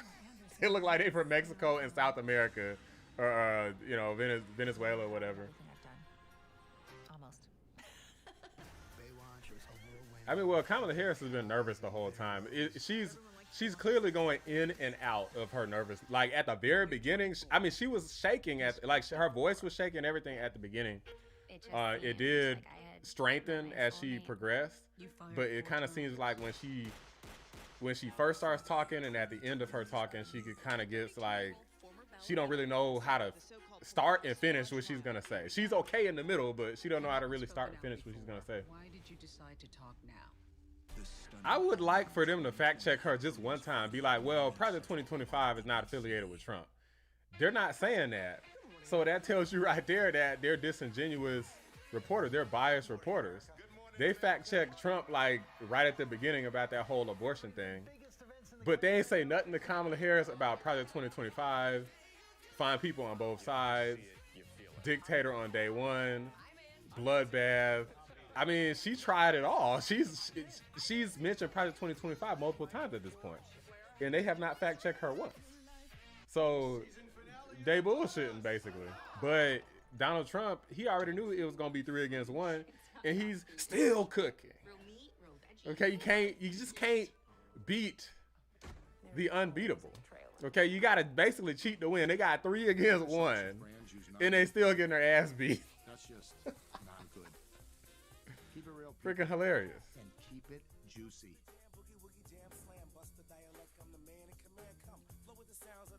Restaurant bread, stale. Okay, it says 3 of 5 commercials, so there ain't nothing I can do to skip all these damn commercials. So this is what's happening right now. Because one bite can unite all parties, at least for dinner.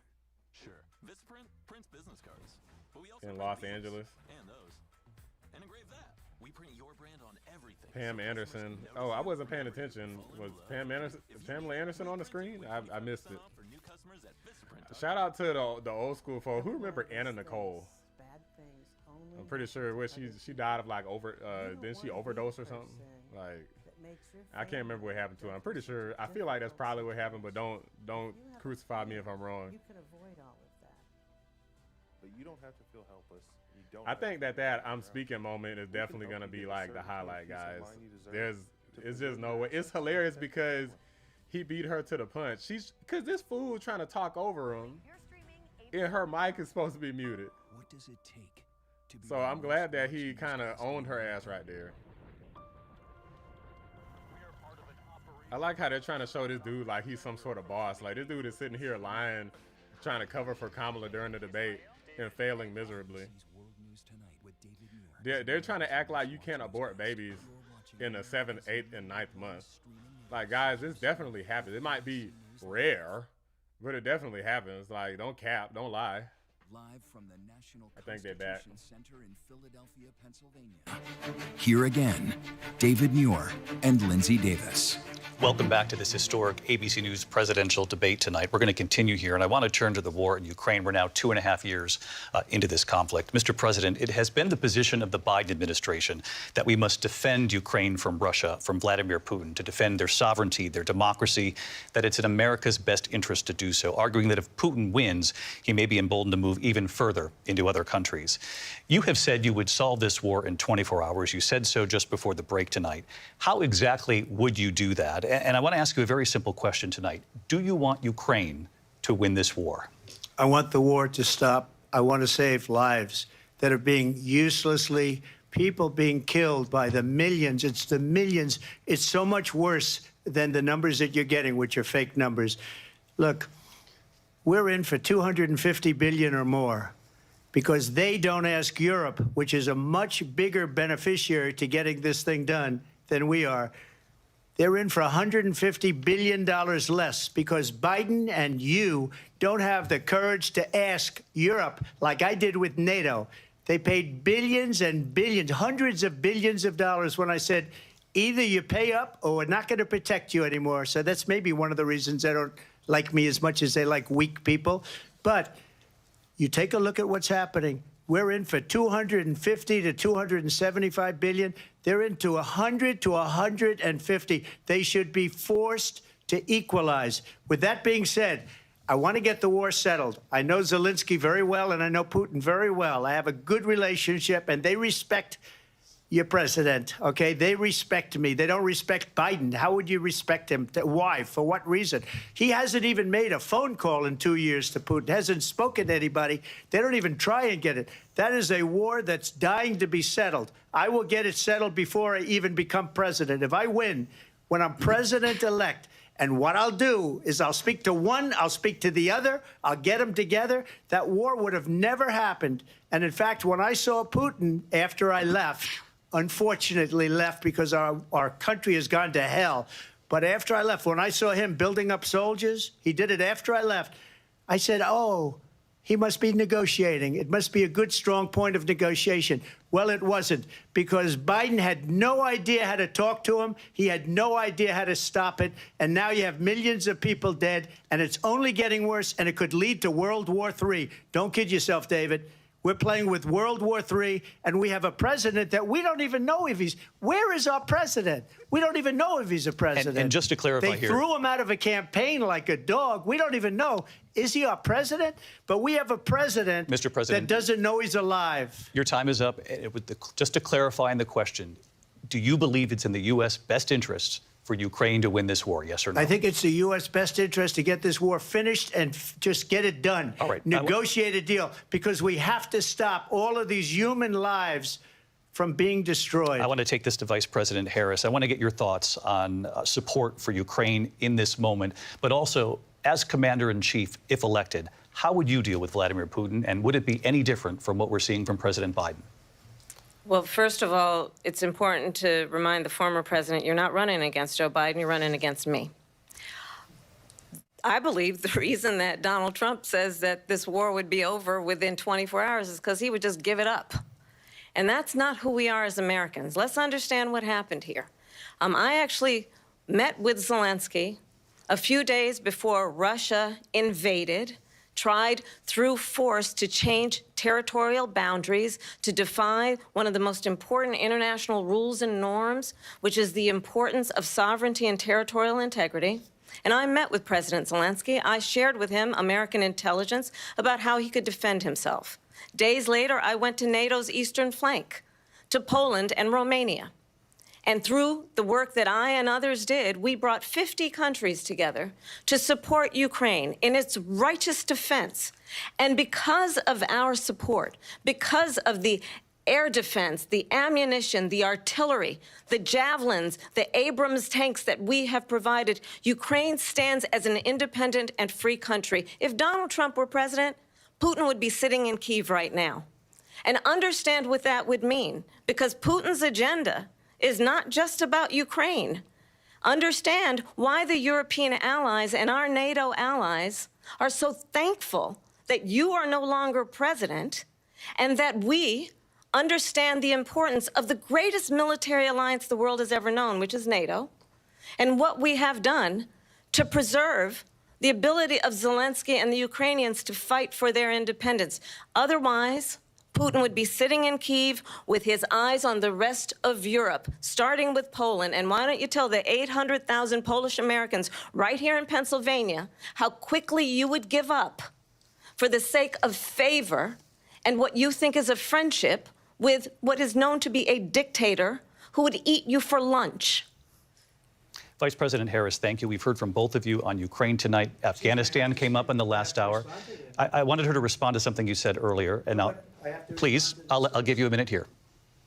Putin would be sitting in Moscow, and he wouldn't have lost 300,000 men and women, but he would have been sitting in Moscow. Quiet, please. He would have been sitting in Moscow, much happier than he is right now. But eventually, you know, he's got a thing that other people don't have. He's got nuclear weapons. They don't ever talk about that. He's got nuclear weapons. Nobody ever thinks about that. And eventually, maybe he'll use them, and maybe he hasn't been that threatening, but he does have that. Something we don't even like to talk about. Nobody likes to talk about it. But just so you understand, they sent her to negotiate peace before this war started. 3 days later, he went in and he started the war because everything they said was weak and stupid. They said the wrong things. That war should have never started. She was the emissary. They sent her in to negotiate with Zelensky and Putin, and she did. And the war started 3 days later. And that's the kind of talent we have with her. She's worse than Biden. In my opinion, I think he's the worst president in the history of our country. She goes down as the worst vice president in the history of our country. But let me tell you something. She is a horrible negotiator. They sent her in to negotiate. As soon as they left, Putin did the invasion. President Trump, thank you. You did bring up something. You said she went to negotiate with Vladimir Putin. Vice President Harris, have you ever met Vladimir Putin? Can you clarify tonight? Yet again, I said it at the beginning of this debate, you're going to hear a bunch of lies coming from this fellow. And that is another one. When I went to meet with President Zelensky, I've now met with him over 5 times. The reality is it has been about standing as America always should, as a leader upholding international rules and norms, as a leader who shows strength, understanding that the alliances we have around the world are dependent on our ability to look out for our friends and not favor our enemies because you adore strongmen instead of caring about democracy. And that is very much what is at stake here. The President of the United States is commander-in-chief. And the American people have a right to rely on a president who understands the significance of America's role and responsibility in terms of ensuring that there is stability and ensuring we stand up for our principles and not sell them for the benefit of personal flattery. We've talked about Ukraine and Vladimir Putin. I do want to talk about Afghanistan. It came up in the first hour of this debate. I want to move on to Afghanistan. Stoltenberg said Trump did the most amazing thing I've ever seen. He got these countries, the 28 countries at the time, to pay up. He said, I've never seen. He's the head of NATO. He said, I've never seen. For years, we were paying almost all of NATO. We were being ripped off by European nations, both on trade and on NATO.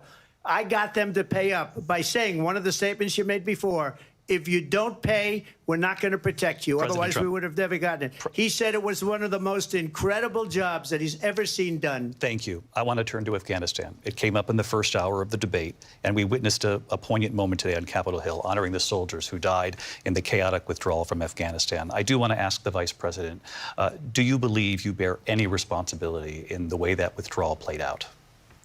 Well, I will tell you, I agreed with President Biden's decision to pull out of Afghanistan. 4 presidents said they would, and Joe Biden did.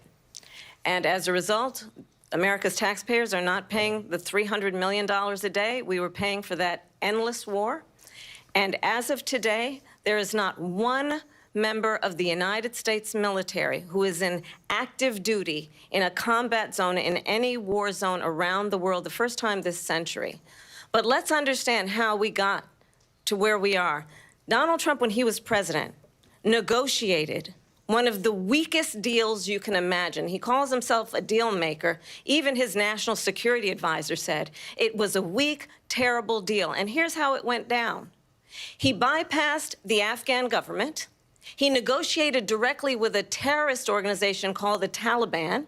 The negotiation involved the Taliban getting 5,000 Taliban terrorists released. And get this, and the president at the time invited the Taliban to Camp David, a place of storied significance for us as Americans, a place where we honor the importance of American diplomacy, where we invite and receive respected world leaders. And this former president, as president, invited them to Camp David because he does not, again, appreciate the role and responsibility of the President of the United States to be commander-in-chief with a level of respect. And this gets back to the point of how he has consistently disparaged and demeaned members of our military, fallen soldiers, and the work that we must do to uphold the strength and the respect of the United States of America around the world. Vice President Harris, thank you. President Trump, your response to her saying that you began the negotiations with the Taliban. So if you take a look at that period of time, the Taliban was killing our soldiers, a lot of them, with snipers. And I got involved with the Taliban because the Taliban was doing the killing. That's the fighting force within Afghanistan. They don't bother doing that because, you know, they deal with the wrong people all the time. But I got involved. And Abdul is the head of the Taliban. He is still the head of the Taliban. And I told Abdul, don't do it anymore. You do it anymore, you're going to have problems. And he said, why do you send me a picture of my house? I said, you're going to have to figure that out, Abdul. And for 18 months, we had nobody killed. We did have an agreement negotiated by Mike Pompeo. It was a very good agreement. The reason it was good, it was we were getting out. We would have been out faster than them, but we wouldn't have lost the soldiers. We wouldn't have left many Americans behind, and we wouldn't have left $85 billion worth of brand new, beautiful military equipment behind. And just to finish, they blew it. The agreement said you have to do this, this, this, this, this, and they didn't do it. They didn't do it. The agreement was terminated by us because they didn't do what they were supposed to do. I want to move on. And these people did the worst withdrawal and, in my opinion, the most embarrassing moment in the history of our country. And by the way, that's why Russia attacked Ukraine, because they saw how incompetent she and her boss are. President Trump, thank you. I want to move on now to race and politics in this country. Mr. President, you recently said of Vice President Harris, quote, "I didn't know she was black until a number of years ago when she happened to turn black, and now she wants to be known as black." I want to ask a bigger picture question here tonight. Why do you believe it's appropriate to weigh in on the racial identity of your opponent? I don't, and I don't care. I don't care what she is. I don't care. You make a big deal out of something, I couldn't care less. Whatever she wants to be is okay with me. But those were your words, so I'm asking... I don't know. I mean, all I can say is I read where she was not black, that she put out, and I'll say that. And then I read that she was black, and that's okay. Either one was okay with me. That's up to her. That's up to her. Vice President Harris, your thoughts on this? I think it's, I mean, honestly, I think it's a tragedy that we have someone who wants to be president who has consistently, over the course of his career, attempted to use race to divide the American people. You know, I do believe that the vast majority of us know that we have so much more in common than what separates us, and we don't want this kind of approach that is just constantly trying to divide us, and especially by race. And let's remember how Donald Trump started. He was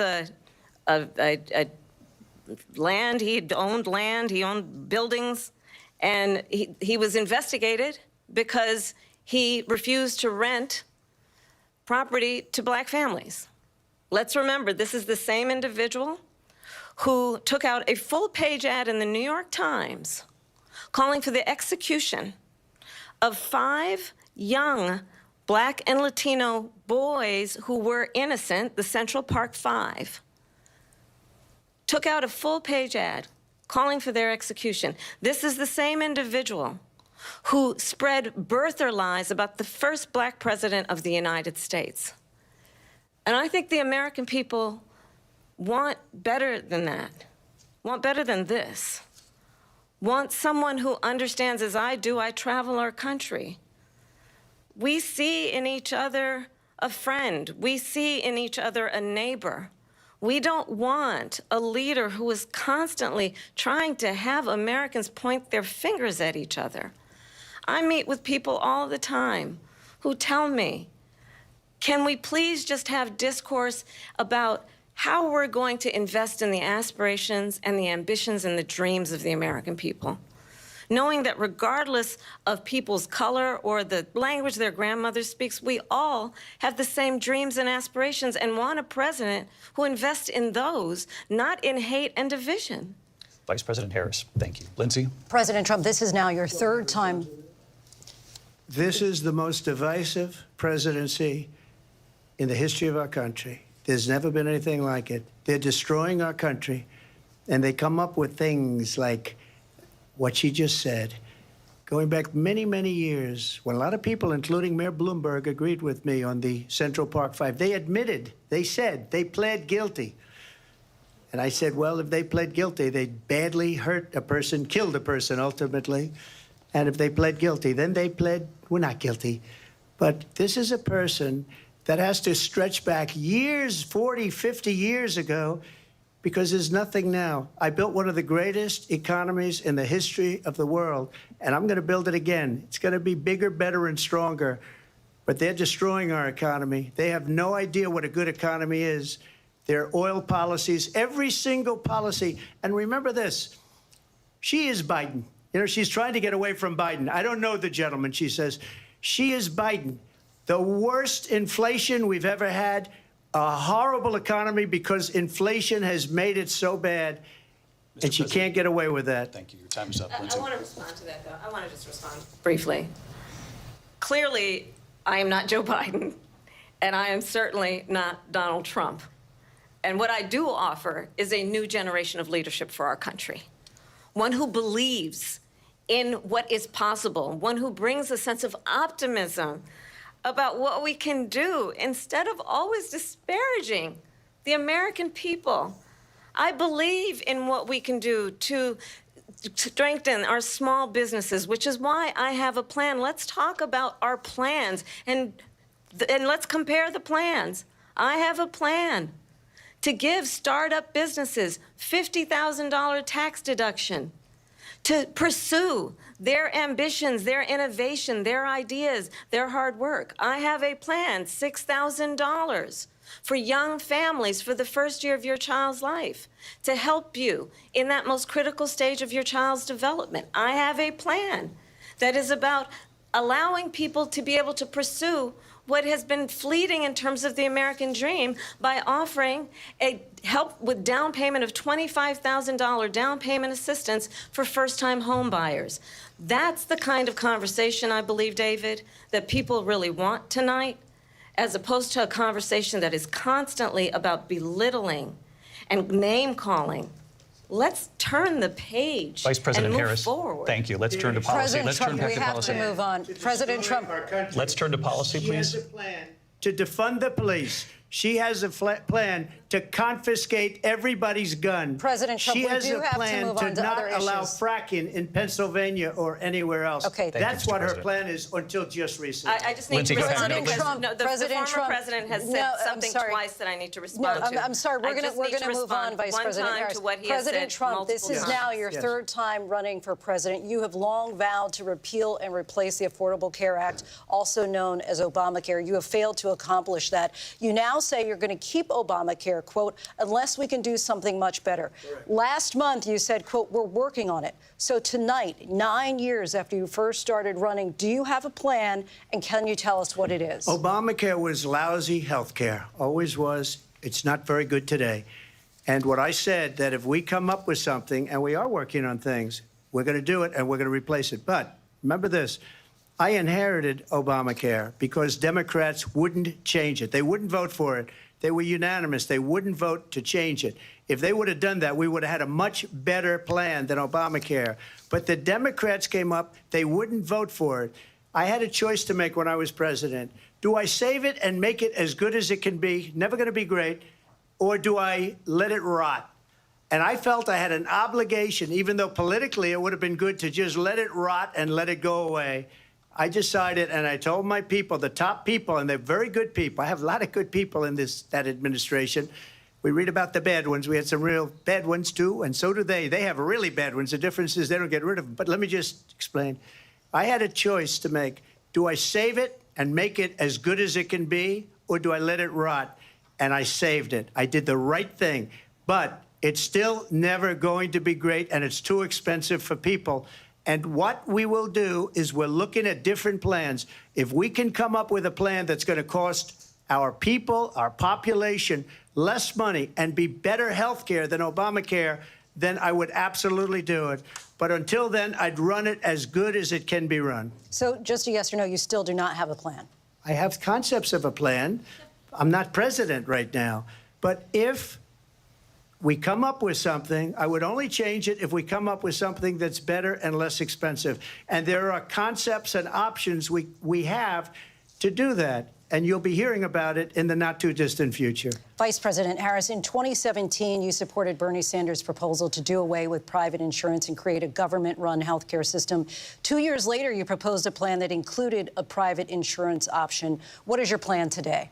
Well, first of all, I absolutely support, and over the last 4 years as vice president, private health care options. But what we need to do is maintain and grow the Affordable Care Act. But I'll get to that, Lindsay. I just need to respond to a previous point that the former president has made. I've made very clear my position on fracking. And then this business about taking everyone's guns away.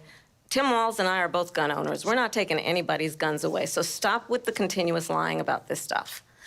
As it relates to the Affordable Care Act, understand, just look at the history to know where people stand.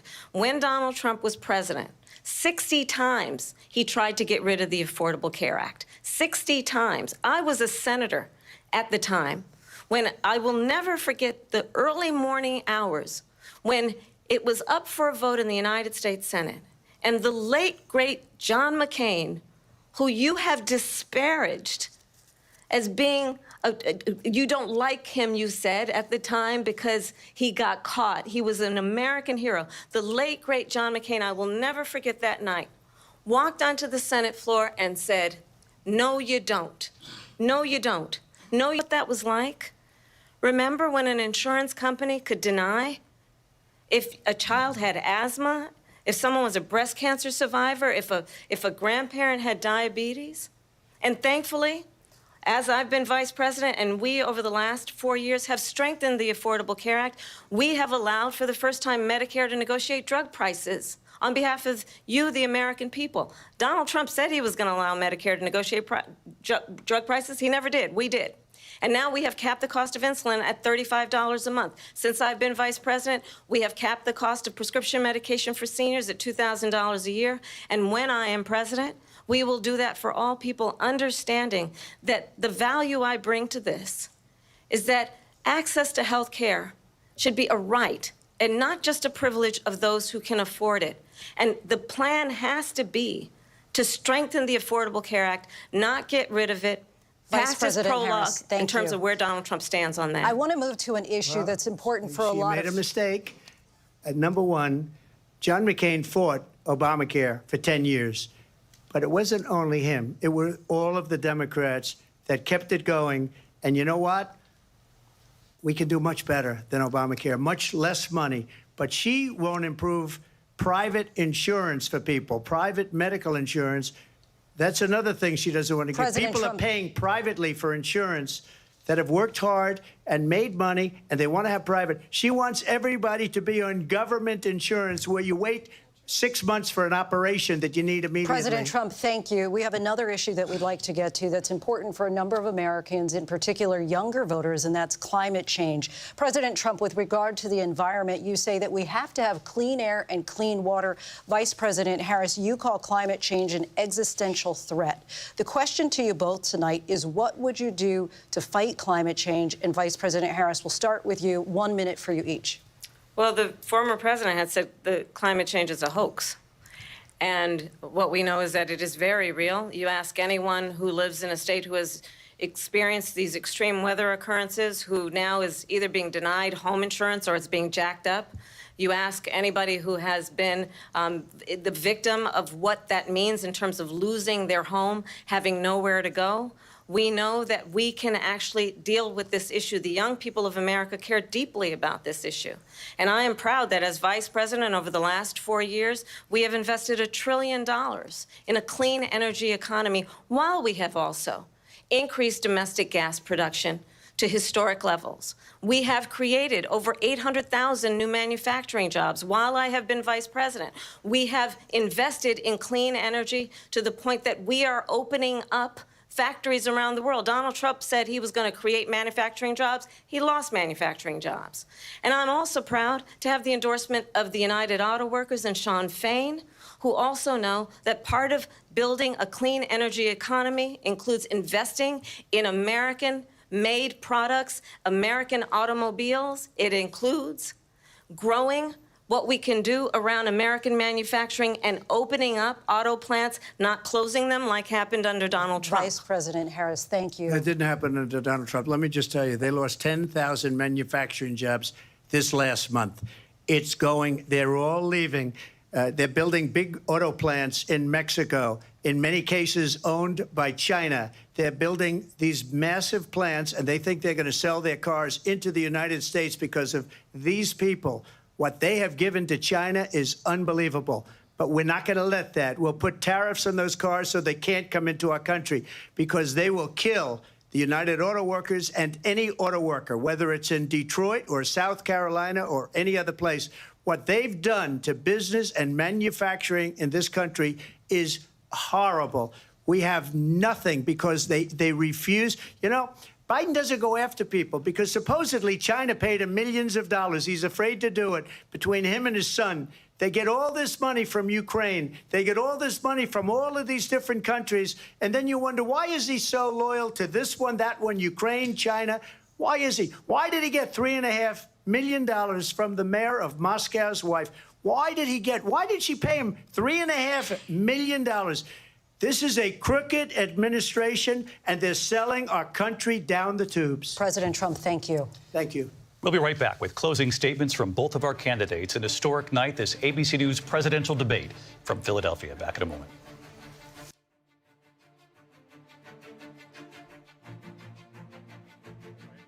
The ABC News presidential debate will continue after this. They said that Trump gets last word. So Kamala is going first, Trump's up next in terms of closing statements. So far, this is definitely pretty much what I expected, like an ass beating, because they asked her questions to the ABC reporters, to their credit, they asked her questions like, well, you flip-flopped on fracking, you flip-flopped on healthcare, gun mandatory buyback, right? They asked her about that. They asked her how come the border was open and she didn't close it sooner. She didn't answer. I don't think she answered any of it. The only one that she answered was fracking, and she kind of gaslit on fracking. Like, she said that, well, I didn't ban fracking, so therefore that means I'm never gonna ban it. I don't really think that flies. I'm gonna keep it 1,000. I don't really think that flies. I do think that Kamala got some hits on him based off of like lies that she told, but she didn't get any hits on him in regard to like anything significant, right? Like for like the black folks, that Central Park 5 thing, they've been holding on to that since like, I think it didn't happen in like the 90s. They've been holding on to that since I was a literal child. And you could imagine trying to go back like 20 plus years for something, you know, I gotta check. It might have happened before I was born. I can't remember the year. But imagine trying to go back to something since before I was even born, potentially, or when I was a child, in order to have a debate talking point. Because the rest of the decades later, you know that there's no dirt on the guy. Like, that's crazy. Yeah, I mean, she didn't really have good answers in regard to like the wars, like fracking, in my opinion. Even though she did kind of answer that question, it wasn't a good answer. So I see why she dodges a lot of answers, because her answers are bad. You know what I'm saying? Like Trump actually, now Trump, he doesn't always answer directly either, but he normally gives much more direct answers than Kamala does. Kamala just gaslights the entire way, so she's not even close. Are you kidding me? Wow. Was that everybody around him? Yeah, but yeah, no, this is definitely a slugfest. I give her credit. I feel like she's going down swinging, right? It's like she's falling down and she's still swinging, but she is not doing good. This definitely ain't no Hillary Clinton. Okay, Hillary Clinton actually was a tough opponent. In my opinion, Hillary Clinton was much tougher. It's funny because Trump had his strongest opponents the first time he ran in 2016. Joe Biden is not a tough opponent. Kamala Harris is not a tough opponent. So I think if the closest debates was Donald Trump versus Hillary Clinton, really in all the debates. But Kamala Harris, the record's just so bad. The only thing that they could really do is just lie on Trump and bring up Project 2025, bring up January 6th, you know, dictator on day one. Like, that's really all they could talk about. And that's not enough, because at the end of the day, the prices are just too high. They're just too high, guys. The price is too damn high.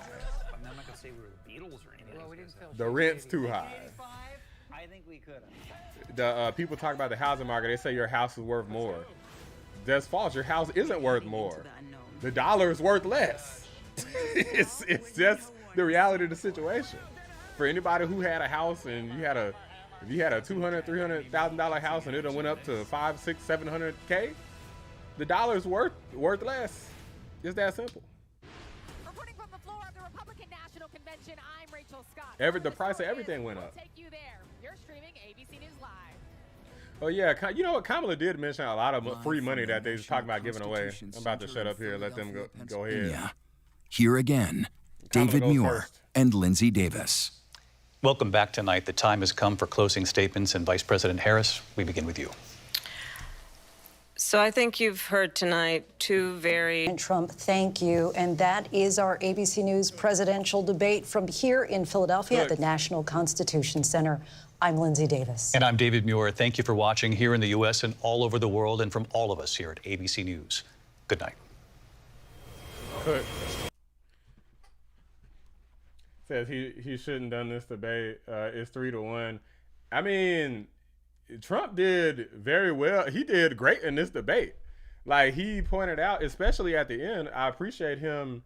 He was smart. He waited till the end to even talk about like, well, you had 3.5 years. So what the hell happened all of that time? Like, why didn't you do anything? You know, I'm sure they're going to sound off here. Jonathan Call here with, of course, Mary Bruce. I mean, they're radical Scott. leftists on here, Our so they're probably going to say. Across the news division, they're probably going to say she did amazing. Our live blog, looking at some of the allegations made back and forth, doing I really fact checks. See, you can find all of that on abcnews.com. I know they talk about fact. That's the lady who asked that stupid question. You remember the NABJ lady? That's her on the screen. The handshake. And if I thought it was hilarious that he didn't want to, that he didn't shake her hand. I mean, wait a moment. First of all, because we hadn't seen a handshake.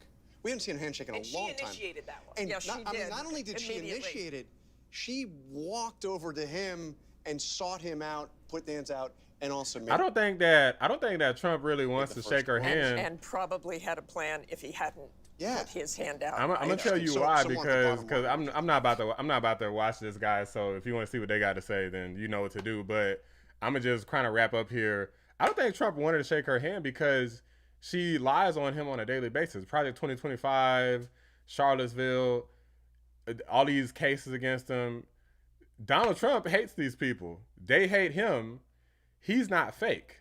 That handshake really is a fake handshake. It's a fake gesture of kindness and joy. She's a fake person. It's on brand for Kamala Harris to be fake. So he doesn't want to shake her hand, to be honest. That's why he didn't do it. Trump shakes everybody's hand, and he usually initiates it. He didn't want to shake her raggedy ass hand. She's not a good person, and she's not good for the country. But anyway, guys, yeah, I mean, I actually think it is. I do think it's somewhat of a big deal because they have done horrible things to this man. They're trying to ruin his life. They're trying to put him in jail forever. Like, ruin his life. He got a son that just turned like 18. Barron Trump. Taking the father away over politics. Putting him in jail forever. He don't want to shake her damn hand. He's like, F this chick. He don't like Kamala Harris. I don't like Kamala Harris either, and I never want to shake her hand. I don't be like, oh, she's the president, she's the vice president. I don't care. So I wouldn't want to shake her hand either, honestly.